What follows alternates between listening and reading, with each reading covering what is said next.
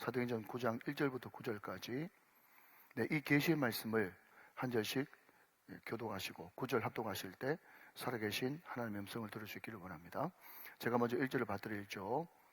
사울이 주의 제자들에 대하여 여전히 위협과 설기가 등등하여 대제사장에게 가서 여러 땅에 가져갈 고문을 청하니 이는 만일 그 도를 따르는 사람을 만나면 남녀를 막론하고 결박하여 예루살렘으로 잡으러 오려 하느라.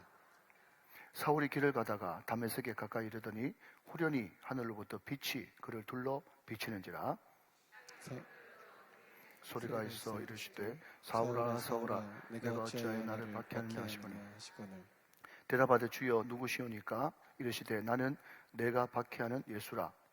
너는 일어나 시내로 들어가라. 내가 행할 것을 내게 이를 자가 있느니라 하시니. 같이 가던 사람들은 소리만 듣고 아무도 보지 못하여 말을 못하고 서 있더라. 사울이 땅에서 일어나 눈을 떴으나 아무것도 보지 못하고 사람의 손에 끌려 다메섹으로 들어가서 같이요. 사흘 동안 보지 못하고 먹지도 마시지도 아니하니라. 아멘 아멘. 우리 교회는 훈련이 잘 돼가지고요. 제가 이렇게 질문을 하면 분명히 정답이 나올 것 같아요. 자, 여러분, 이 세상에서 질문 나갑니다. 이 세상에서 제일 자아가 강하고 고집불통이 누구예요? 네, 우리 성도님들은 너무 훈련이 잘 됐어요. 이 세상에서 가장 고집불통이고 자아가 센 사람이 나예요. 나입니다. 그러니까 거울을 딱 비춰보면서 저기 있네 이렇게 이야기하면 정확하게 맞습니다. 어떤 사람들은요 이렇게 이야기합니다. 그 사람이 고난을 잘 안 받아봐서 자아가 안 깨졌지, 고난만 받아봐라 자아가 깨지지 안 깨지나, 이렇게 이야기하는 사람이 가끔씩 있습니다. 그런데 꼭 그렇지만 않은 것 같아요. 제가 보니까요, 고난도 주님의 은혜로 좀 적당히 받아야지, 정말 심한 고난 받으신 분 있지 않습니까? 야, 무슨 인생 살면서 저런 고난이 다 있나, 그렇게 생각하시는 분들은요, 나중 돼가지고 그 고난을 극복 못했든지 또 그 고난을 극복했다 할지라도 이게 나중에는 말이죠, 자수성가가 돼가지고 얼마나 고난을 극복한 사람이 고집이 센지 몰라요. 여러분, 제 말에 동의가 될 것입니다. 또 반대로 어떤 사람은 여러분 성공한 사람이 있어요. 그러니까 무난하게 좋은 대학 나와가지고 무난하게 취직해가지고 무난하게 소위 말해서 성공했다고 하는 사람, 저런 사람들이 무슨 자아가 있고 고집이 세겠냐 싶어도요, 여러분 바깥으로 볼 때는 그 사람이 전혀 고생을 안 한 것 같지만 안에 들어가 보면 그 안에서 그럭저럭 억지로 성공한 사람들이 거의 대부분이거든요. 훌쩍 성공하도록 사회에서 그렇게 내버려 두질 않습니다. 그러니까 바깥으로 볼 때는 성공한 사람들도 그 안에 뭐가 있는가 하면 자기만의 방식이 있는 거예요. 그래서 바깥으로 볼 때는 굉장히 젠틀하고 말도 고급스럽게 하고 신사한데 말이죠, 그 안에 들어가서 그 자네들한테는 자기 방식을 막 고집하는 거예요. 그래서 너도 아빠가 걸어온 길, 엄마가 걸어온 길, 이 길로만 똑같이 가야만 아빠가 누렸던 이만큼, 엄마가 누렸던 이만큼 될 수 있다 라고 하면서, 이게 확실하지도 않은데 그럼에도 불구하고 자기가 경험한 경험치, 그게 전부기 때문에 자기가 걸어왔던 그 길을 똑같이 걸어가라고 계속 자녀들한테 강요하는 거 들어보셨죠? 네, 맞습니다. 그 사람들도 굉장히 애고 자아가 센 사람들이에요. 근데 여러분, 우리가 생각할 때 인문학에 능통한 사람이나 아니면 종교적으로 신념이 투철한 사람, 이런 사람들은 자아가 깨지고 고집 안 쓸 것 같지 않습니까? 그런데 여러분 보십시오. 오늘 본문에 등장하는 이 사울이 어떤 사람입니까? 바리새인 중에 바리새인이고 유대인 중에 유대인이고 난지 6일 8일 만에 할례를 하고 그 당시 최고의 학부인 가마엘 문화에서 수학하고, 그래서 많이 도 닦은 사람입니다. 율법을 줄줄줄 외우는 사람입니다. 그런데 그 율법이 나중 돼가지고 어떻게 변화되는가 하면요, 율법을 여러분 배우고 공부한 사람들은요, 가장 밑바탕에 뭐가 있어야 되는가 하면 율법을 주신 이가 남아있어야 되거든요. 자, 여러분, 이게 좀 굉장히 쉬운 말 같지만 쉬운 말이 아닙니다. 율법이 진짜 율법이 되고 율법이 결국 우리를 초등교사, 옛날 성경으로는 몽학 선생이 돼가지고 하나님께로, 예수님께로, 성령님께로 이끌라 그러면 율법 자체에 머물면 안 되고, 율법을 주신 그분이 누구시죠? 하나님이시죠. 자꾸 율법을 통해서 율법을 주신 이 하나님께로 집중돼야 되는데, 나중에는 하나님은 없고 율법만 남고, 그리고 그 율법을 지키고 최선을 다해서 노력해서 지키려고 했던 자아만 남기 때문에, 여러분, 율법주의자들도 여전히 자아가 앞에서 이야기했던 것처럼 극심한 고난을 받은 사람, 또 자기 나름대로 성공한 사람만큼이나 자아가 세다는 거예요. 근데 오늘 그 세 가지 분류 중에 다 여기 포함되죠. 우리 전부가 말이죠. 그러니까 이 세상에서 가장 고집불통이고 자아가 센 사람은 바로 나죠. 나입니다. 여러분, 사울은요 전혀 타협을 할 수가 없었어요. 왜 타협을 할 수 없었는가 하면 자기는 옳고 다른 사람들은 틀렸거든. 그러니까 타협이 안 되는 거예요. 그죠? 지금 이 세상도 왜 이렇게 어렵습니까? 왜 여러분 야당 지도자를 칼로 찌르고 또 여당의 국회의원을, 여러분, 제가 알고 있는 상식으로는, 제가 자세히 검색을 안 해봤습니다만은 15살짜리 애라면서요. 그래서 자기는 촉법 소년이라고 이야기하면서 돌로 그냥 쳤다면서요. 그러니까 그 모든 행동을 하는 것은 결국 행동을 낳는 것이 아니라 그 사람 생각이, 그 사람 안에 들어있는 그 마음, 생각이 결국 행동으로 표출되는 것이기 때문에, 여러분, 그 사람들이 그렇게 대범하게 행동하는 것은요, 자기는 옳고 다른 사람은 틀리다라고 생각하기 때문에 그런 행동을 하는 것입니다. 자, 여러분, 오늘 먼저 1절 말씀을 한번 보시겠습니까? 자, 그럼 먼저 오해를 하나 풀고 가겠습니다. 자, 1절 말씀에 사울이, 거기에 동그라미 한번 쳐보시고요. 사울이. 자, 여러분, 우리는 이 사울이라고 하는 이름이 등장할 때마다 자동으로 바울이라고 하는 이름을 등장시킵니다. 사울이 변해서 바울이 됐죠. 그래서 오늘 이 사도행전 9장은 굉장히 유명한 장 아니겠습니까? 역사적인 대사도 바울의 회심, 사울이 회개하다, 사울의 회심에 대해서 적고 있어요. 자, 그런데 우리는 성경만 믿어야 되는데 어떤 사람이 자기 생각으로 풀이했던 것이 거짓으로 자꾸 퍼날리기 하면서 우리는 잘못된 것을 진짜인 것처럼 고정관념을 가지고 신앙생활을 할 때가 많단 말이죠. 여러분, 혹시 모르는 분들은 그냥 넘어가시면 좋겠는데, 여러분, 사울이라고 하는 사람은 큰 자래요.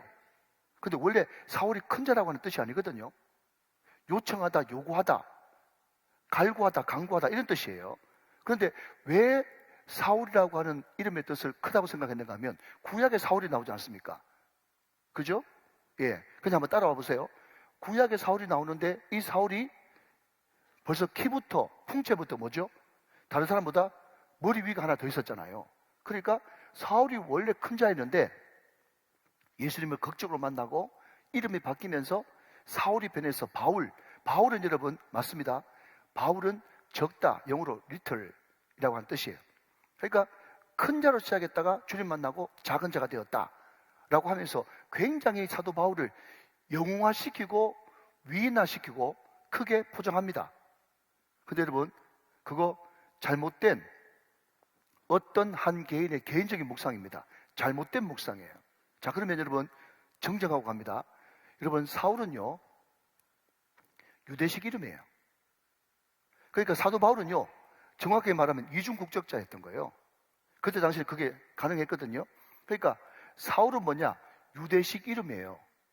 이름의 뜻은 요청하다, 간청하다, 이런 뜻이에요. 바울은 뭐냐? 바울은 로마식 이름이에요. 로마식 이름. 근데 성경을 쭉 보면 사울이라고 하는 인물이 바울이라고 하는 이름으로 섞여 나오다가 바뀐 그 계기가 1차 선교 여행 이후거든요. 1차 선교 여행 이후로 사울이 바울로 변했어요. 또 성경 말씀 보면 사울이라고 했던 자 바울 이렇게 나옵니다. 그러면 1차 전도 여행 이후에 왜 그러면 바울로 이름을 바꿨냐 하면요, 그때는 복음 전하는 대상이 이방인, 그 당시에 헬라 문화, 로마 문화 산하에 있던 그 사람들한테 복음을 전했기 때문에 이제 유대인들에게는 사울이라고 하는 이름을 썼고, 이제 1차 전도 여행 이후에 이제 세계 선교를 위해서는 로마식 이름이었던 바울이라고 하는 이름을 쓴 것입니다. 이해되시면 아멘. 그래가지고 여러분 쓸데없이 은혜 받았다고 이름 바꾸지 마세요. 이름 바꿀 필요 없어요. 그 성경대로 믿어야 돼요. 제발. 어떤 사람이 그럴다 해가지고 멋있다고 자꾸 퍼나르지 말고. 이런 말 하면 참 위험한데, 여러분 우정교회 다니니까 여러분 우정교회 담임 목사 말 믿으세요. 아멘이십니까? 성경대로 가르쳐 주잖아. 그래. 쓸데없는 소리 안 하고. 이것도 쓸데없는 소리인가? 아무튼 사울은 유대식 이름, 바울은 로마식 이름. 사도 바울은 이중 국적자. 정리되셨죠? 자, 정리하고 넘어갑시다. 자, 그 다음 주의 제자들에 대하여 여전히 위협과 살기. 자, 여러분 여기 살기라고 하는 단어에 동그라미 쳐보시고요. 자, 저를 보십시오. 여기 살기라고 하니까, 그러니까 제가 자꾸 잘하지도 못하는 원어를 막 찾아가지고 원인 분석을 따지고 들어가는가 하면요, 우리가 자꾸 우리 방식대로 성경을 읽으니까 자꾸 성경을 오해하더란 말이죠. 근데 여러분 여기에 살기라고 하는 단어는요, 너 죽을래? 이게 아니에요. 너 죽을래? 여러분 이게 살기가 아니라니까요. 그러니까 여기 등장하는 이 살기라고 하는 헬라어 원뜻은요, 실질적으로 살인입니다. 살인. 너 죽을래 이 정도가 아니라 정말 여러분 돌로 쳐 죽이고 칼로 찌르는 그 진짜로 살인 욕구. 왜 살인 욕구가 올라왔는가 하면요, 자, 그 다음 좀 더 보고 갑시다. 거기에 등등하여 거기도 한번 동그라미 쳐보실래요? 등등하여. 여러분 등등하여 이게 뭔가 하면요, 이런 겁니다. 여러분 스페인에 가면 제일 유명한 건 스포츠가 투우죠. 투우. 그죠? 투우 할 때 어떻습니까? 자꾸 앞에서 이제 투우사가 이제 소 약을 올리니까 소가 여러분 입만 tip치만한 소가 하면서 숨을 막 내쉬면서 약이 오르지 않습니까? 숨을 거칠게 내쉬다 이런 뜻입니다.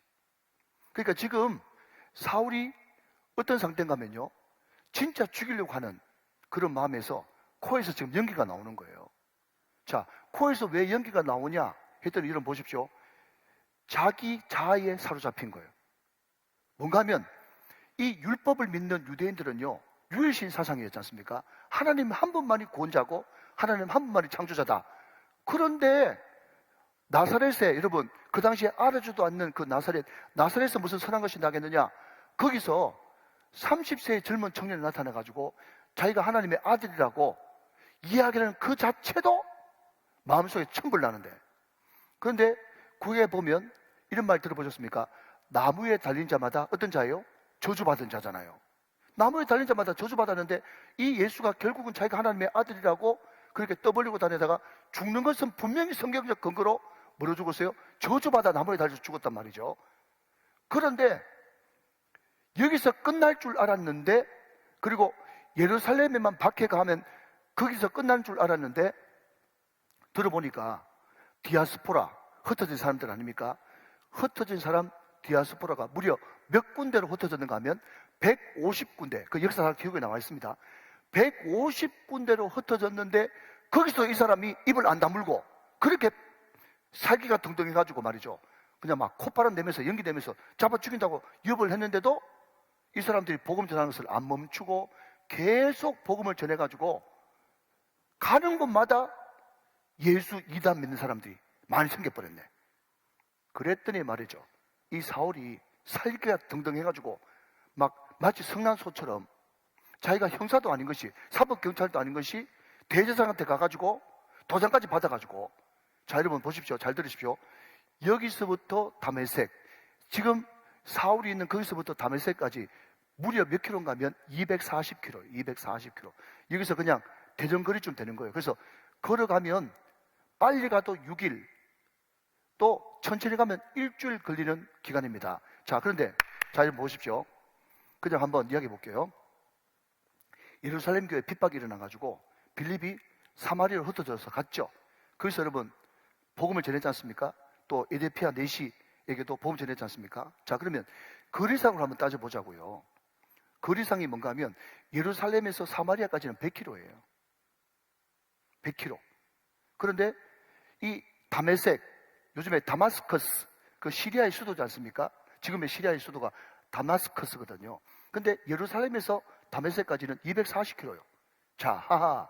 이 사단이 얼마나 사람으로 하여금 격분시키고 격동시키는가 하면 성령 받은 빌립은 100km밖에 못 갔는데 사단의 충동을 받은 사도 사울은 240km, 2.5배 간단 말이죠. 이것도 그냥 한번 참고해 볼 만합니다. 이 사단의 힘이라는 게 얼마나 무섭게 몰아치는 힘인지 말이죠.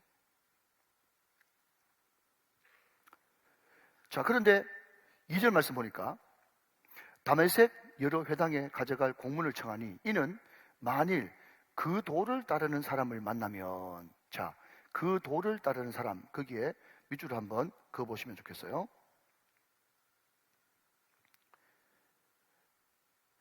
자, 그런데 여러분, 그 도를 따르는 사람, 이것을 원어대로 그대로 직역하면 어떤 말이 되는가 하면 그 길 위에 서 있는 사람.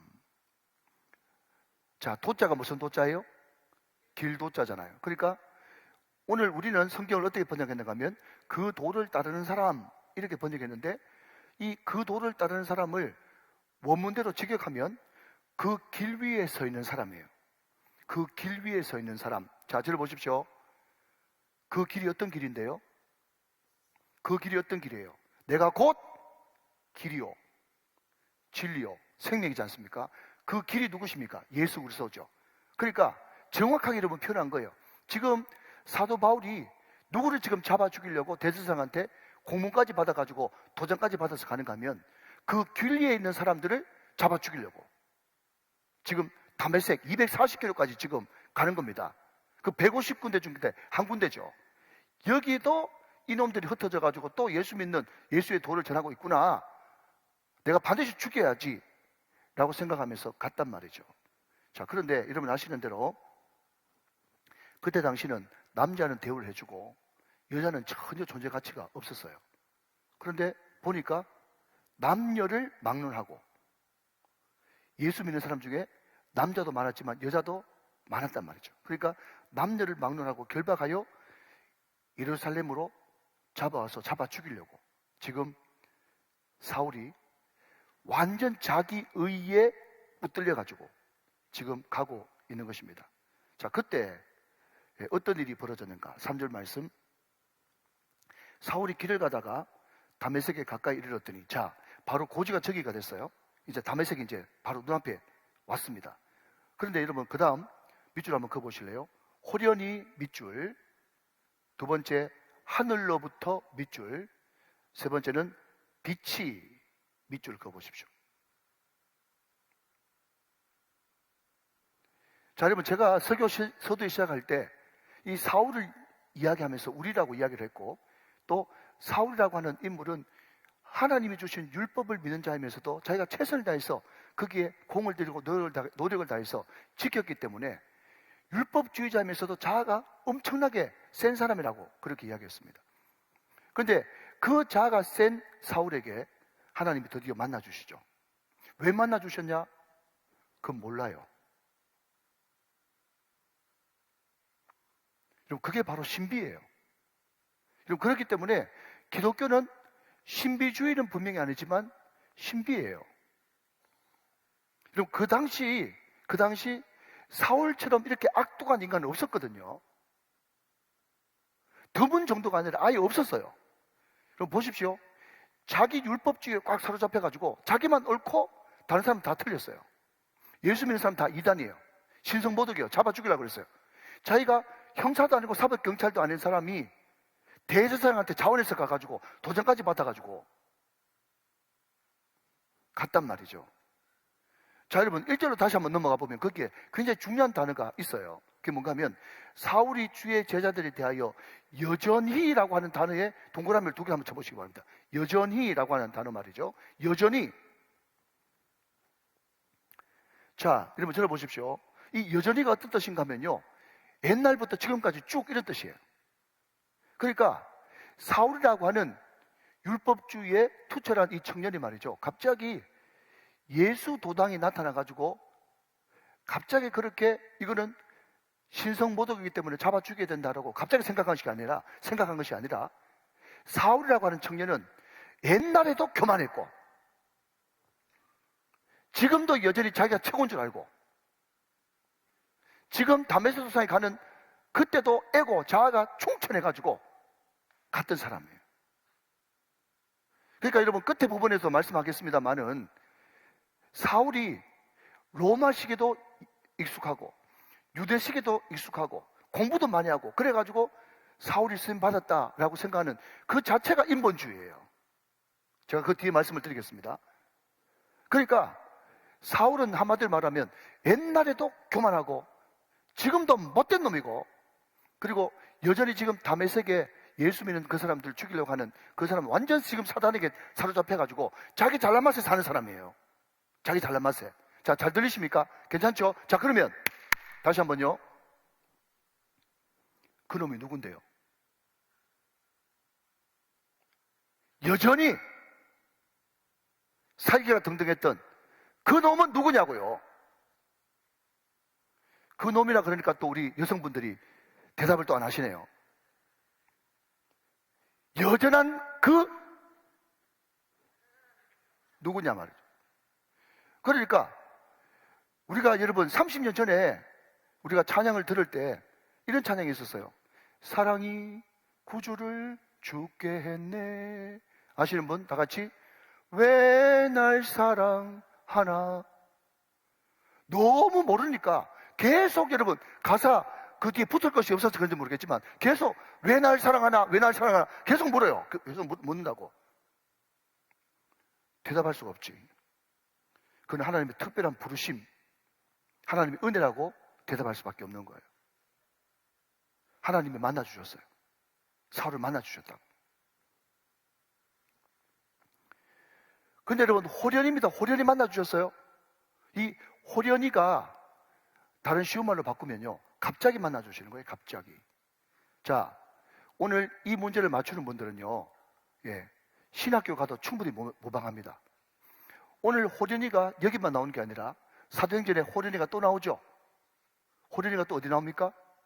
오순절 날이 이미 이름에 호련이 하늘로부터 성령이 강림하셨어요. 그러니까 결국 그 사울이든 우리든 예수를 만나는 이 사건이 호련히 우리한테 임하는데, 자, 여러분 농담 겸 진담입니다. 이게 남의 이야기가 아니니까 잘 들어보십시오. 그런데 제가 신앙생활 하면서 많은 사람들을 만나보니까 말이죠, 은혜 받는 것도 자기 계획을 딱 잡아놨더라고. 무슨 이야기인가 하면 이 사람이 정말 은혜를 사모해야 맞아요. 노력을 가상해요. 그런데 은혜 받기 위해서 이 사람이 뭘 작정했는가 하면 40일 아침 금식 새벽 기도를 작정했어요. 그런데 호련히 하나님의 절대 주권에 의해서 33일째 임했어요. 성령이. 자, 농담 겸 진담이라고 분명히 말씀드렸습니다. 그런데 이게 우리 모습이란 말이에요. 그런데 참 우픈 이야기인데 자기 자아가 아직까지 안 깨진 사람은요 어떻게 반응하는가 하면 성령님 지금 임하지 마세요. 7일 남았어요. 성령님 지금 임하지 마시오. 임하지 마세요. 7일 남았어요. 여러분 오늘 여러분 중에 한 두 사람 묻는 거 보니까 들킨 것처럼 묻네요. 그러니까 은혜 받는 것도 자기 계획이 있고, 주의 일 좀 하십시오. 그랬더니 목사님 이사 가놓고 애 둘 낳고 하면서 모든 여러분 주의 교회에 헌신하고 은혜 받고 하는 그 모든 것들도 자기 스케줄을 결단코 못 건드리도록 딱 막을 쳐버리는 거예요. 이게 다 끼어져야 될, 부서져야 될 자아예요. 여러분 성령은요 하나님이십니다. 아멘 하시기 바랍니다. 성령은 하나님이세요. 여러분 우리가 40일 작정했더라도 10일만 임할 수도 있고 40일 작정하더라도 여러분 42일째 임할 수가 있는 거예요. 내 계획하고 내 뜻대로 안 됐다고 여러분 그것이 성령 역사가 아닙니까? 많은 사람들이 여러분 주님을 믿고 은혜 받은 사람이라고 하면서도 어떤 약점들이 있어요. 그래서 제가 요즘에 제자 훈련할 때 여러분 그 유기성 목사님의 예수님의 사람들 그 책을 가지고 내가 몇 번 하고 있거든요. 그런데 어떤 사람들은요 구원받은 믿음은 확신이 있는데 치유에 대한 확신은 없어. 어떤 사람은 구원받은 확신이 있는데 어떤 사람은 여러분 하나님의 역사와 기적을 기대하지 않아. 그게 약점이란 말이죠. 그러니까 근본적으로 우리는 말이죠 각기 제 길로 갔고, 우리는 다 양 같기 때문에 양이 말이죠, 유일하게 가지고 있는 것이 고집이 있어요. 고집이. 각기 제 길로 갔거늘, 그 각기라고 하는 그 자체에 그 자아가 있잖아요. 예수를 그렇게 오래 믿고 은혜 받았다고 하면서도 자녀들 교육을 위해서 내가 우리 자녀를 위해서 다음은 뭐하고 다음은 뭐하고 다음은 뭐하고 그게 다 정해져 있어요. 그것은 여러분, 목사님이 요 부분은, 우리 목자님이 요 부분을 건드려도 이 부분을 건드리면 기분 나쁜데 왜 자꾸 간섭하지? 하나님 앞에 내어드리지 않는 부분이 있어요. 여러분, 맞습니다. 목사라고 아니면 장로님이라고 목자라고 함부로 나한테 이리라 저리라 할 그런 권리는 없어요. 내 자유예요. 그런데 목사가 이야기하는 것은 듣지 않더라도 성령께서 감동하실 때 순종하십시오. 이게 안 깨지면 그 다음부터는 열매가 없는 거예요. 여러분, 이런 유명한 말 있지 않습니까? 한 번 순종하면 방향이 바뀌고, 두 번 순종하면 도약이 일어나고, 세 번 순종하면 기적을 경험하게 됩니다. 결국 여러분, 신앙생활은 얼마나 성령 하나님의 감동에 내 자아 깨뜨리고 부서지고 그 주의 음성에, 그 주의 빛에 꼬꾸라지고 주의 말씀에 순종하느냐, 이게 우리 신앙의 강권이에요. 사랑하는 여러분, 목자, 목사, 여러분 장로님 이야기 안 들어도 괜찮습니다. 그러나 제발 부탁하는 것은 여러분의 그 자아는 성령님에 의해서 깨져야 됩니다. 오늘 주님 만나서 그 자아가 깨져야 됩니다. 부서져야 하리, 깨져야 하리, 무너져야 하리, 완전히 박살나야 하리. 여러분, 그래서 하나님, 내가 옛날에는 옥토했는데 내가 어느 순간부터 자꾸 말씀에 순종하지 않다 보니 내 밭이 이제 돌덩어리가 됐습니다. 오늘 이 시간에 말씀을 통해서, 기도를 통해서, 찬양을 통해서 하나님 망치로 끼어 부숴주더라도 완전히 박살날 수 있도록 은혜 주십시오. 그렇게 여러분 기도하는 것이 여러분이 정말 풍요롭게 살 길이라는 것입니다. 믿으시면 아멘 하시기 바랍니다. 자, 여러분, 성령은 호련히 마십니다. 갑자기 마셔요. 그분만이 주도권을 갖고 계십니다. 여러분, 은혜 받는데도 스케줄을 짜지 마십시오. 여러분의 인생 계획을 짜지 마십시오. 제가 시편 23편 강의하면서 제일 양 중에 정말 택도 없고 엉뚱한 양, 돌연변이 양이 뭔가 하면 대책 세우는 양이라고 그랬어요. 대책 세우는 양. 여러분, 양은요 숏다리입니다. 양은 눈도 어두워요. 양은 여러분 뿔이 있긴 하지만 그것이 보고 도구가 될 수 없어요. 양은 여러분 털을 가만히 놔두면 말이죠, 그것 때문에, 무게 때문에 죽어요. 양은 아무것도 없다니까요. 양의 유일한 대책은 목자이십니다. 대책 세우는 양이 제일 주책바가지 양입니다. 대책 세우지 마십시오. 주님께 맡기십시오. 호련히 임해서 우리를 이끌어 가기를 원하시는 그분께 맡기셔야 됩니다. 여러분, 그 뒤에도 여러분 제가 말씀을 드리겠지만 여러분 먼저 한번 살펴볼까요? 자, 요한복음 21장 18절 말씀 한번 보실까요? 요한복음 21장 18절 말씀 한번 보셔요. 자, 앞을 보시면서 같이 한번 읽어봅시다. 시작. 내가 진실로 진실로 내게 이르노니 내가 젊어서는 스스로 띠뛰고 원하는 곳으로 다녔거니와 늙어서는 내 팔을 벌리리니 남이 내게 띠뛰오고 원하지 않은 곳으로 데려가리라. 자, 여러분, 이것이 우리 예수님께서 베드로에게 하신 말씀이죠. 자, 그러면 여러분 먼저 결론부터 묻습니다. 시간이 없기 때문에. 자, 여러분 똑바로 대답하셔야 돼요. 여러분 입으로. 베드로가 젊어서 다른 사람은 부인할지언정 나는 절대로 주님 부인하지 않겠습니다, 이렇게 펄펄 뛸 때, 이때가 하나님 앞에 더 쓰임 받았어요? 아니면 늙어서 아무것도 할 수 없어가지고 남들이 나에게 띠를 묶어가지고 이리 끌고 가면 이리 끌려가고 저리 끌고 가면 저리 끌려가고, 여러분 다른 사람에 의해서, 하나님에 의해서 띠띠어질 때가 더 능력이 있었습니까? 후자입니다. 여러분, 후자입니다. 오늘 여러분 사울도 마찬가지고, 사울도 자기가 막 율법주의에 심취해가지고 내가 바리새인 중에 바리새인이고 유대인 중에 유대인이고 난 지 8일 만에 할례 받고 나는 가말리엘 문화, 그게 빛인 줄 알았어요. 빛인 줄 알았어요. 빛이라고 착각했지. 그런데 그게 진짜 어둠이고 그게 자아라고 하는 블랙박스에 완전 갇혀가지고 말 그대로 새카만 박스 안에 있는 줄 몰랐죠. 스스로 젊을 때 뒤지고 여러분 자기가 뭐 대단한 줄 알았을 때 그때는 아무것도 할 수 없었어요. 그런데 하나님에 의해서 끌려다닐 때가 더 좋을 때고 능력이 임할 때인 줄로 믿으시기 바랍니다. 이게 성경이 이야기하는 거예요.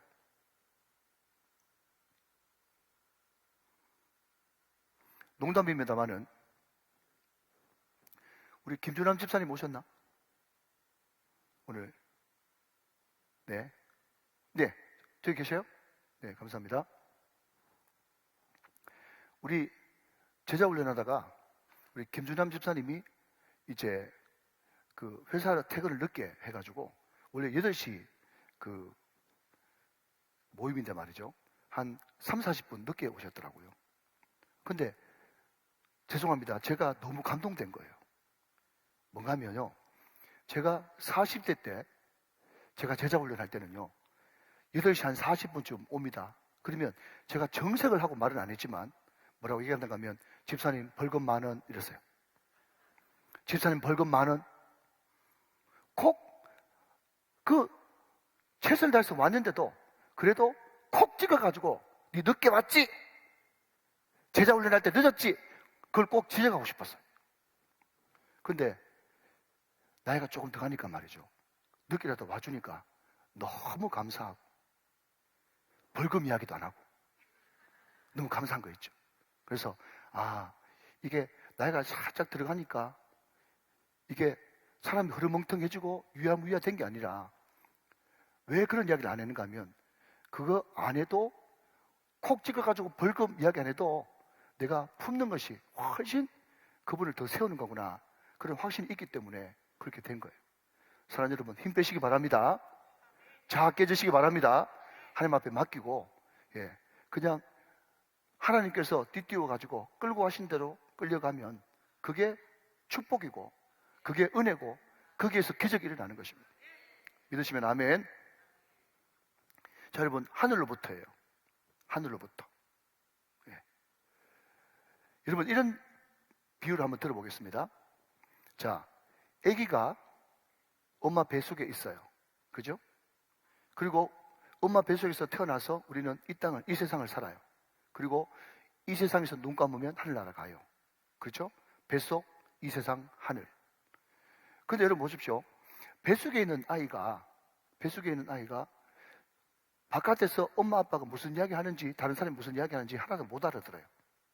그러나 그럼에도 불구하고 아기가 정상적으로 잘 자라고 있는지 아니면 정상이 아니면 어떤 간단한 시술을 통해서 바깥의 세상이 아기한테 영향을 줄 수 있지 않겠습니까?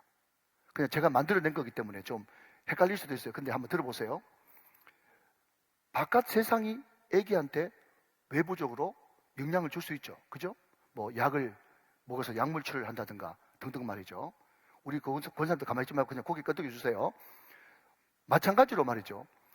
이 세상에 우리가 살 때, 이 세상에 살 때 우리가 이래도 안 되고 저래도 안 되고 이 사울이라고 하는 사람이 누구 말 듣겠습니까? 도무지 아무 말도 안 듣는 거예요. 그러니까 그 위의 세계, 뭐죠?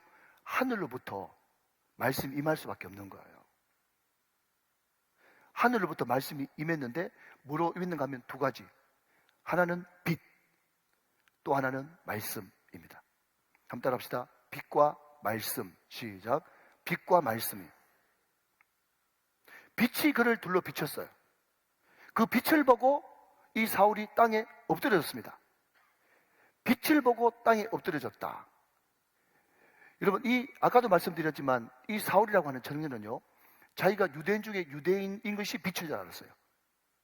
바리새인 중에 바리새인 것이 빛인 줄 알았어요. 가마엘 문화 최고의 학부에서 공부한 것이 자기 빛인 줄 알았어요.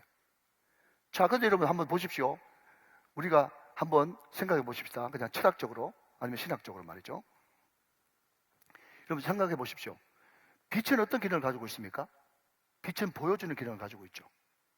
여러분 우리가 비록 여러분 조명이 있지만 그럼에도 불구하고 상대방이 저한테 이야기합니다. 제 아내가 저한테 여보 여기 묻었어. 그렇게 이야기하면 여기 묻었네 하면서 물티슈나 아니면 그런 거 써가지고 이렇게 닦지 않습니까? 그래 가게 안에서 밥 먹을 때는 다 닦인 줄 알았어요.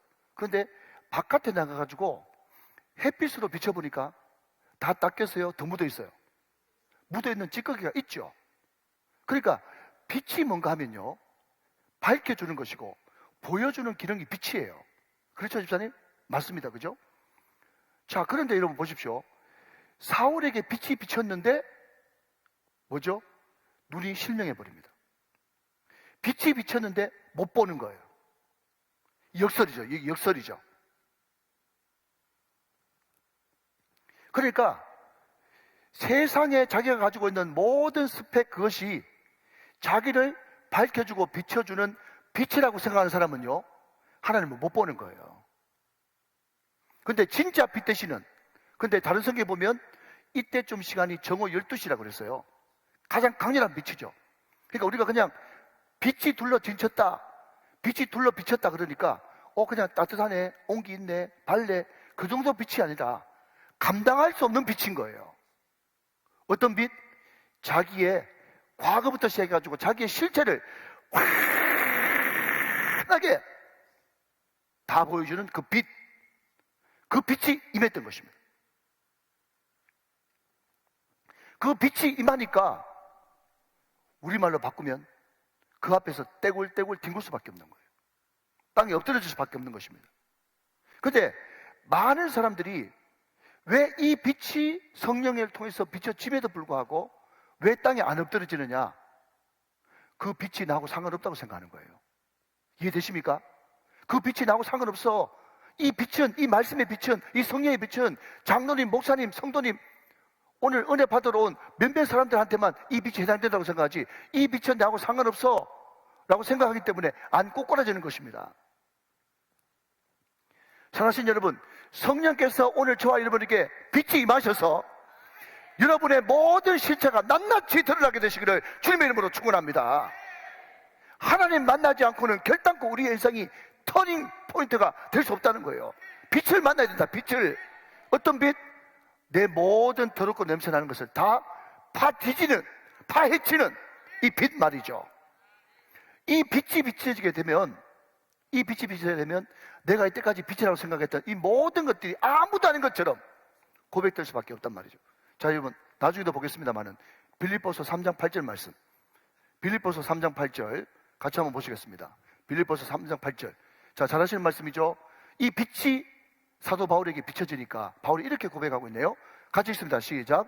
또한 모든 것을 해로 여김은 내 주 그리스도 예수를 아는 지식이 가장 고상하기 때문이라 내가 그러기 위하여 모든 것을 잃어버리고 배설물로 여김은 그리스도를 얻었단 말이죠. 여러분, 그리스도를 얻고 참된 빛을 내가 만나게 되니까 그냥 온화네, 따뜻하네, 발레 이 정도가 아니라 내 심령 속에 있는 폐부까지 있는 모든 것들이 오물이 다 드러나니까 견딜 수가 없는 거죠. 그렇기 때문에 여러분, 이 사람은 땅에 꼬꾸라지게 되는데, 땅에 엎어지게 되는데, 땅에 엎어지다, 이거를 원어사로 따져보니까 예배하다 이렇게 번역해놨어. 여러분, 예배 시간이 뭔지 아세요? 예배 시간이 주님 만나 깨지는 시간이에요. 목사님 이런 말씀 해주신 거 보니까 내 지금 잘하고 있네. 물론 이렇게 확인받는 시간도 예배 시간이에요. 그렇지만 궁극적으로 예배 시간은 내가 이것만은 안 된다고 하는, 그리고 또 내가 이렇게 해야 되겠다고 하는 모든 나의 계획과 생각, 이미 가지고 있는 기도 제목, 이것이 다 주님 앞에 깨지고 나의 실상이 낱낱이 드러나서 주님 앞에 퍽 하고 엎어지는 그 시간이 예배 시간이란 말이죠. 오늘 저와 여러분의 예배 시간이, 죄송합니다, 오늘 저와 여러분의 예배 시간이 그런 예배 시간이 다 되시기를 주님의 이름으로 축원합니다. 자꾸 말씀 들을 때 이것은 장로님한테 하시는 말씀이다, 이건 집사님한테 하시는 말씀이다, 이거는 누구한테 하는 말씀이다, 누구한테 하는 말씀이다, 그런 소리 제발 하지 말고, 남편 아내 자꾸 찾지 말고, 이것은 나한테 하시는 말씀이에요. 나한테 하시는 말씀이라고 우리가 믿고 아멘 할 때 빛이 비로소 그 사람 가운데 파고들어갈 수 있는 거예요. 그 빛이 들어가야 주님 만날 수 있고, 그 빛이 들어가야 진정한 예배자가 될 수 있고, 그 빛이 들어가야 회개할 수 있고, 그 빛이 들어가야 새롭게 세워질 수 있단 말이죠. 그 빛을 통해서 절대 절망을 느끼는 거예요. 그런데 여러분, 분명히 아십시오. 기독교는 절대로 비우는 종교로 끝나지 않습니다. 다시 한번요. 내려놓음, 더 내려놓음. 그리고 끝나면 큰일 나요. 내려놓고 더 내려놨으면 거기에 채워야 되는 것입니다. 채워야 돼요. 그러면 하나님, 내가 정말 더러운 인간이고 몹쓸 인간인데 그러면 나는 이제 어떻게 해야 되겠습니까? 라고 할 때 그 다음에 빛을 비춰주시는 것으로 끝나지 않고 하늘로부터 음성이 들리죠. 말씀이에요. 그러니까 예레미야가 어떤 환상을 보는가 하면 말이죠, 심고 뽑히고 파괴되는 그런 환상을 봤어요. 그런데 분명히 거기에 뽑히고 파괴되는 환상으로 끝나는 것이 아니라 심고 세워지는 환상이 그 뒤에 연이어서 나타났단 말이죠. 사랑하는 여러분, 우리가 성령으로 내 모든 내 모든 죄악들이 여러분 뽑히고 파괴되고 다시 한번 말씀으로 심기고 세워지는 그런 역사가 일어나게 되시기를 주님의 이름으로 축원합니다. 이 두 가지가 같이 돼야 되는 거예요. 뭐라고요? 비고 채우고, 비고 채우고. 여러분 너무나 잘 알죠? 그 말씀 있잖아요. 우리 예수님이 직접 말씀했지 않습니까? 그 집에 소재했어요. 청소했어요. 비고 소재됐습니다. 근데 거기를 채우지 않으니까 사단이라고 하는 놈이 와가지고 이 집 비었네 하면서 자기 친구 동물 7명을 더 데려와가지고 이전부터 상태가 더 나빠졌다고 이야기하고 있지 않습니까? 비고 소재되었으면 채워야 되는 거예요. 하나님의 영으로 말이죠. 할렐루야. 자, 4절 봅시다. 다시 한 번 더. 땅에 엎드려져. 그 다음 소리가 있어 이르시되. 소리. 동그라미 치십시오. 소리. 빛과 소리. 말씀이죠. 그러니까 항상 여러분 우리 예배 가운데 있어야 될 것은 철저한 회개와 하나님의 말씀. 빛을 통해서 철저하게 깨어지고 말씀으로 다시 세워지고. 여러분 이것이 예배입니다. 소리가 있어 이르시되. 자, 그 다음 굉장히 중요합니다.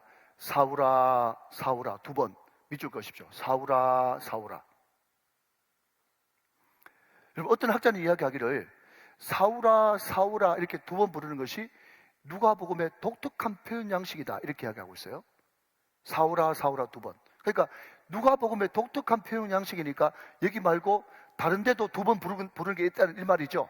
자, 그러면 어떨 때 두 번 부르냐 한번 살펴보겠습니다. 누가복음 10장 41절 말씀 보세요. 누가복음 10장 41절. 자, 한번 보세요. 자, 한번 읽어보세요. 시작. 주께서 대답하여 이르시되 마르다야 마르다야 내가 많은 일로 염려하고 근심하나. 42절. 시작. 몇 가지만 하든지 혹은 한 가지만이라도 족하니라. 마리아는 이 좋은 편을 택하였으니 빼앗기지 아니하리라 하시니라. 라는 이 유명한 말씀을 전할 때 우리 예수님이 마르다야 마르다야 두 번 부르셨어요. 그죠? 자, 10장에 누가복음 10장에 마르다야 마르다야. 자, 다시 한번. 사도행전은 누가 기록했습니까? 누가 기록했죠. 그러니까 누가의 독특한 방식이라고 말씀드렸어요. 근데 사울을 부를 때도 사울아 사울아 두 번입니다. 자, 여기만 있지 않습니다. 한 구절 더 볼까요? 누가복음 22장 31절 보세요. 누가복음 22장 31절 보세요. 자, 보십시오. 시작. 시몬아 시몬아 보라 사단이 너를 밀가부를 뜻하려고 요구하였으나. 자, 여러분 시몬은 누구죠? 베드로죠. 시몬아 시몬아도 몇 번? 두 번. 그러니까 여러분 제가 말씀드렸잖아요. 한 구절만 붙들면 안 되고 한 구절에 이거 정말 그런가 하면 몇 군데에 병행 구절이 있어야 됩니다. 시몬도 두 번, 마르다도 두 번, 사울도 두 번. 비록 여러분 사람은 아니지만 어떤 지명을 또 두 번 부르셨어요. 마지막으로 봅니다. 네, 누가복음 13장 34절. 누가복음 13장 34절 봅니다. 자, 같이 한번 읽어보실까요? 시작. 예루살렘아 예루살렘아 선지자들을 죽이고 내게 파송하던 자들을 돌로 치는 자여 암탉이 제 새끼를 날개 아래에 모음같이 내가 너희의 자녀를 모으려 한 일이 몇 번이냐. 그러나 너희가 원하지 아니하였도다. 그랬습니다. 자, 여러분 정답 말씀드립니다. 우리 주님이 누가복음 서신은 누가복음 사도행전이죠. 누가가 기록한 그 책에 시몬아 시몬아 예루살렘아 예루살렘아 마르다야 마르다야 사울아 사울아 이렇게 부를 때의 공통점은요, 깨우려고 하는 것입니다. 정신 차려! 너 잘못 알고 있어. 돌이켜야 돼. 그거 아니야. 라고 할 때 항상 2번 부르는 거예요. 자, 지금 마르다야, 마르다야 2번 불렀는데 지금 칭찬하려고 하는 거예요? 아니면 깨우쳐 주려고 한 거예요? 깨우쳐 주려고 했지 않습니까? 다 맞다니까. 제 말이 다 맞아요, 여러분.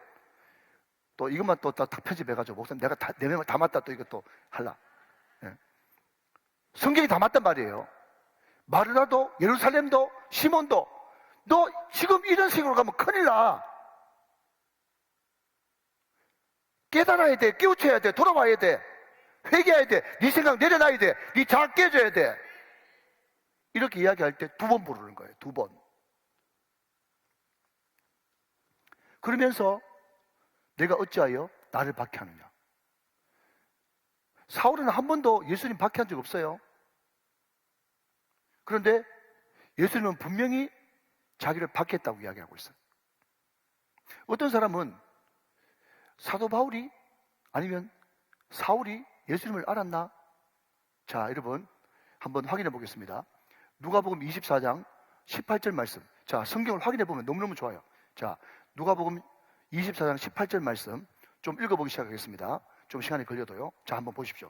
자, 여기 글로바라고 하는 사람이 등장합니다. 자, 엠마오의 2 제자 지금 이야기입니다. 자, 이해되시면 아멘. 자, 한번 보세요. 그 한 사람인 2 제자 중에 한 사람인 글로바라 하는 자가 대답하여 이르되 당신이 예루살렘에 체류하면서도 요즘 거기서 된 일을 혼자만 알지 못하느냐? 이 사건 혼자만 알지 못하느냐? 지금 그 이야기하고 있어요. 무슨 사건? 19절. 이르시되 무슨 일이냐? 이게 예수님이 지금 여기 여러분 성경 보시면 무슨 일이냐? 이게 빨간색 돼 있어요. 예수님이 지금 물으시는 거예요. 자, 시작. 이르되 나사렛 예수의 일이니 그는 하나님과 모든 백성 앞에서 말과 일에 능하신 선지자이거늘 결국 그 선지자가 십자가에 못 박혀서 죽었다. 그 내용이 지금 그 뒤에 나오는 거예요. 자, 여러분 이 엠마오의 2 제자 중에 한 명이었던 글로바라고 하는 이 제자가 뭐라고 얘기한다고요? 지금 예수가 나타났어요. 예수인 줄 몰랐어요. 왜 내려가냐? 무슨 일이냐? 물어봤더니 이 2 제자 중에 한 명이 뭐라고 그랬다고요? 예루살렘에서 일어난 이 일을 무슨 일? 십자가에 예수라고 하는 선지자가 죽은 이 십자가 사건을 다른 사람 다 아는데 너 혼자 모르냐? 지금 이야기하고 있거든요. 이해되십니까? 그러니 여러분 지금 이 사울이라고 하는 이 청년이 십자가 사건 예수님을 알아요 몰라요? 당연히 알죠. 당연히 알죠. 이렇게 여러분 성경으로 푸는 거예요. 당연히 알죠. 그렇지만 개인적으로는 사울이 예수님을 핍박한 적이 없어. 그런데 지금 이 사울이라고 하는 청년이 대제사장한테 도장까지 찍어가지고 지금 누구 잡으러 가는 거예요? 예수님의 백성들, 하나님의 백성들, 예수님의 제자들 잡아 죽이러 가는 거죠. 예수님의 제자들, 하나님의 백성들, 이것을 2글자로 바꾸면 교회. 그러니 여러분 뭡니까? 결국 세상 사람들이 무슨 교회에 큰 잘못이 있는 것처럼 교회를 욕하고 비방하는 것은 단순히 교회를 욕하는 것이 아니라 누구를 욕하는 것이다? 예수를 핍박하는 것이다.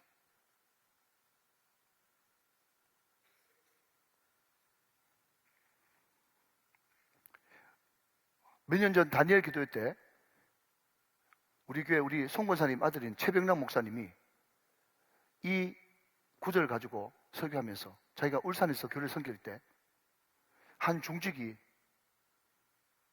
성찬 거행하는 것도 방해하면서 교회를 힘들게 했어요. 그때 이 목사님이 절대로 이러시면 안 됩니다 하면서 그분을 바깥으로 끌어냈어요. 그런데 한참 뒤에 미국에서 개척할 때 하나님께서 그 목사님에게 나타나서 그때 네가 그 사람하고 싸우거나 아니면 그 사람하고 대적하거나 소위 말해서 막 엉켜가지고 난리 벌써 피우지 않고 네가 정말 주님을 사랑하는 마음으로 교회를 방해하고 핍박하는 그 사람을 네가 막아섰던 그것을 내가 기억하고 있다고. 그런 간증을 들어봤어. 여러분 절대로 교회를 핍박하면 예수님 핍박하는 것입니다. 교회는 자기 피로 사신 교회입니다. 그래서 오늘 저와 여러분들이 이 교회 위하여 눈물과 기도로 내 생명 다하기까지 지켜내야 될 곳, 보호해야 될 곳, 그리고 끌어안아야 될 곳이 교회인 줄로 믿으시기 바랍니다. 절대로 내가 어떤 행동을 하기 전에 이것이 교회에게, 교회 공동체에 아픔을 주는 일이 아닌가 생각하면서 끝까지 나는 핍박받고 나는 고통을 받는다 할지라도 끝까지 교회 지켜내야 됩니다. 여러분, 이게 올바른 교회가 아닙니다. 그렇기 때문에 여러분, 목사는 알아도 모른 척, 몰라도 모른 척 하나님 앞에 눈물로 간구하면서 주님 앞에 맡길 수밖에 없는 거예요. 내가 입 여는 순간에 교회는 그때부터 엉망진창이 되니까 말이죠. 그래서 여러분 중직인 거고, 그래서 여러분 목회자가 십자가의 길을 가야 되는 것입니다. 오늘 저와 여러분 결단코 교회를 더 아끼고 사랑하시는 저와 여러분 되시기를 주님의 이름으로 축원합니다. 축복합니다. 대답하되 5절 주여 누구시니까? 이르되 나는 내가 핍박하는 박해하는 예수라. 이 주여라고 하는 이 단어는요, 어떤 뜻을 가지고 있는가 하면 키리오스라고 하는 단어인데, 이 사울이라고 하는 이 청년이 이 땅에서는 만나보지 못한 압도하는 어떤 힘에 사로잡혔기 때문에 이것은 인간의 힘이 아니다라고 하는 고백에서 주여라고 하는 단어가 나왔다는 것입니다. 자, 여러분 이제 시간이 다 돼가네요. 우리 마지막으로 여러분 9절 말씀 한번 읽으면서 이제 말씀을 정리해 보도록 그렇게 하겠습니다. 자, 9절 말씀 같이 한번 읽어보세요. 시작. 사흘 동안 보지 못하고 먹지도 마시지도 아니하니라 그랬습니다. 자, 여러분 유독 성경은 사흘이라고 하는 이 3이라고 하는 숫자를 많이 강조하는 것 같습니다. 자, 여러분 저를 한번 보시죠. 예수님이 십자가에 죽으시고 며칠 동안 무덤에 머물러 계셨죠? 사흘 동안 머물러 계셨습니다. 자, 두 번째, 오늘 사울이 다메섹 도상에서 예수님 만나고 여러분 얼마 동안 보지 못했습니까? 사흘 동안 보지 못했습니다. 여러분 요나가 하나님의 말씀을 거스려서 분명히 니느웨로 가라고 했는데 다시스로 가는 그 배를 탔다가 큰 물고기 뱃속에 들어가서 며칠 동안 3일 동안 그 물고기 뱃속에 머물게 됩니다. 마지막으로 하나 더, 아브라함이 네 사랑하는 아들 백세에 낳은 아들 이삭을 모리아산에 가서 바치라 할 때 자기 집에서 모리아산까지 가는 시간이 사흘길이었습니다. 그 사흘길이 뭐냐라고 물으신다면 여러 가지로 해석할 수 있겠지만 오늘 제가 서두에 이야기했던 큰 주제에 비춰본다면 자아가 깨지는 시간이죠. 자아가 깨지는 시간, 주님 앞에 내 자아가 무너지는 시간, 그 시간이 3일인 것입니다. 우리가 좀 전에 요한복음 21장 18절 말씀을 살펴본 대로 내 자아가 깨어지고 무너지면 그러면 나는 없고 자존심 팍 죽이면서 내 인생은 지금부터 비참해지느냐? 절대로 그것이 아니고 내 자아가 깨어지는 순간 하나님이 나를 띠띠우고 더 좋은 길로, 더 강력한 길로 인도하기 시작하신단 말이죠. 자, 그러면 여러분 마지막으로 왜 사울일까? 제가 예고한 대로 왜 사울일까? 많은 사람들은 하나님이 자기의 일을 이루시는데 로마에도 능통하고 유대도 능통하고 은혜도 능통하고 하식적으로도 능통하고 그렇기 때문에 사울을 쓸 수밖에 없었다 그러면서 자꾸 여러분 사울을 높이고 사울을 위인처럼 올립니다. 그들은 분명히 아십시오. 절대로 성경은 위인 전집이 아닙니다. 그렇게 되는 순간 성경은 타락하는 거예요. 제가 아까 말씀드렸잖아요. 어떤 단어? 여전히 살기가 등등한 아주 못된 놈이에요. 아이고 목사님, 대사도 바울 우리 편인데 너무 심하게 이야기하는 건 아닙니까? 아니에요. 그러니까 여러분 여기서 이야기하는 메시지 중에 하나는 뭔가 하면 사울도 변하여 사도가 될 수 있었다면 너희들은 얼마든지 될 수 있다. 이 메시지인 거예요. 아주 못된 놈이었다니까요. 원초적으로 교만하고. 그러니까 오늘 여러분 제가 말을 좀 부드럽게 하면서 여러분에게 위로를 드리겠습니다. 무슨 위로를 드리는가 하면요, 여러분은요 사울보다 나아요. 위로 드립니다. 내가 언제 한번 나는 다윗보다 낫다 그러니까 아이고 목사님 교만하게 다윗보다 낫기는, 다윗이 하나님 얼마나 사랑받은 사람인데. 여러분 저는요 이 자리에서 분명히 말씀드리는데 저는 남의 여자를 범한 적이 없습니다. 절대로 여러분 나의 충성스러운 부하를 그냥 전쟁터 나가서 죽이게 한 적이 없어요. 하나님이 왜 하필이면 다윗일까? 왜 하필이면 사울일까? 왜 하필이면 아브라함을 믿음의 조상으로 삼으셨을까? 사람을 올리지 말고 아브라함을 아브라함 되게 하고 다윗을 다윗 되게 하고 사울을 대사도 바울로 변화시킨 그 하나님의 열심에 집중하십시오. 하나님은 하고야 마십니다. 우리를 반드시 모리아산 창세기 22장으로 끌고 올라가고야 맙니다. 누구를? 저 이방 땅 갈대아우르에서 우상장사하는 우상장사 아들을 믿음의 조상으로 만들고야 마시는 하나님의 열심, 이것이 우리의 희망입니다. 믿으시면 아멘. 여러분도 충분히 그렇게 될 수 있습니다. 어떨 때? 주님 만날 때. 어떨 때? 주님 만나서 내 자아 깨질 때. 어떨 때? 그분 앞에서 빛과 소리를 들을 때. 그렇게 될 수 있는 겁니다. 자, 여러분 이제 한번 잘 들어보십시오. 제가 2분만 쓰겠습니다. 사도 바울이 고백했어요. 뭐라고요? 내 그 뛰어난 학문, 학력, 집안 배경, 이 모든 것 예수님 알고 나서부터는 다 배설물이다 라고 이야기했습니다. 그러니까 여러분 빌립보서 3장 8절 말씀에 의해서 분명히 사도 바울이 뛰어나고 모든 걸 다 갖추어가지고 그 사람 부름받은 거 아니죠? 드러났죠? 주님 안에서 그 배설물이에요. 자, 그러면 성경은 마지막으로 옳게도 보고 거꾸로도 보잖아요. 자, 그럼 묻습니다. 그러면 하나님이 사도 바울이 가지고 있던 그 엄청난 그런 모든 스펙 조건들을 그러면 하나도 안 쓰셨냐? 쓰셨다. 이게 중요합니다. 이게 굉장히 중요한 거예요. 하나님이 분명히 뛰어난 스펙과 재질을 가지고는 그것이 부름받는 또 택함받는 또 주님 앞에 콜링받는 제목은 아니었지만 하나님이 부르시고 난 다음에는 하나님의 나라에는 쓰레기통이 없다. 하나님은 그 사도 바울의 모든 것을 다 이용해서 하나님 나라 복음과 성경 완성을 위해서 사용하셨다. 그러니까 하나님은 위대하신 분이시다. 자, 이것을 여러분 우리 자녀들로 바꾼다면 우리가 여러분 자격증 100개 가지고 있어도 그 자격증 100개 여러분 서울대 하버드대 그게 전혀 부름받는 콜링받는 조건이 아닙니다. 만약에 여러분 공부 잘해가지고 그냥 부름받을 것 같으면 하나님이 다 하버드 가서 일꾼 찾아야지, 서울대 가서 일꾼 찾아야지. 인물 잘나가지고 여러분 하는 것 같으면 MBC, KBS, SBS 여러분 탤런트실 가가지고 부름받아야지. 절대로 그 모든 것들은 될 수 없어요. 아무것도 아니에요. 그렇지만 하나님이 그를 일방적으로 만나주시고 그가 빛을 보고 소리를 듣고 주님을 제대로 만나면요 과거의 그 모든 것들 그 안에 여러분 많은 사람들이 있지만 거기에 뭐죠? 표인봉이도 있고 거기에 옛날에 그 사극 잘하시는 그 지금 연세 높으신 그분 누구죠? 옛날에 새롭게 하셔서 그 진행하신 임동진 장로님, 임동진 목사님도 있고 이 모든 것들 달란트를 하나님께서는 다 100% 활용하신단 말이에요. 여러분 김민아라고 하는 탤런트가 있어요. 혹시 빠친코 들어보셨습니까? 그대로 넘어가겠습니다.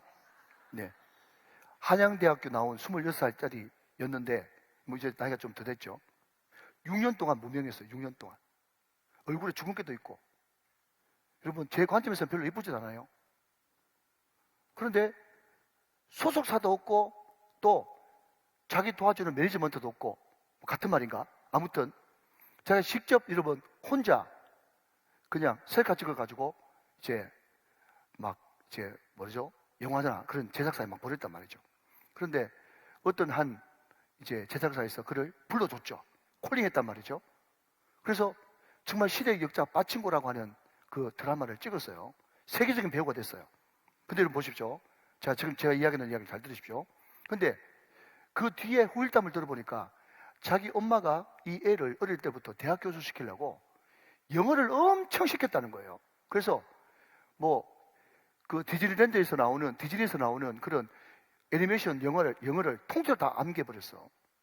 그러니까 여러분 빠친코라고 하는 진짜 그 영화 드라마에서는 영어를 한마디도 안 쓰는데 그 드라마가 유명해지니까 전 세계에서 인터뷰를 하는데 여러분, 딴 거는 보지 말고 오늘 집에 가셔가지고 김미나 영어 한번 쳐보세요. 영어를 순수하게 여러분 한국에서 토종으로 배웠는데 영어를 유창하게 합니다. 또 자기가 어릴 때 뭐가 배우가 되고 싶어가지고 노래를 연습을 많이 했어요.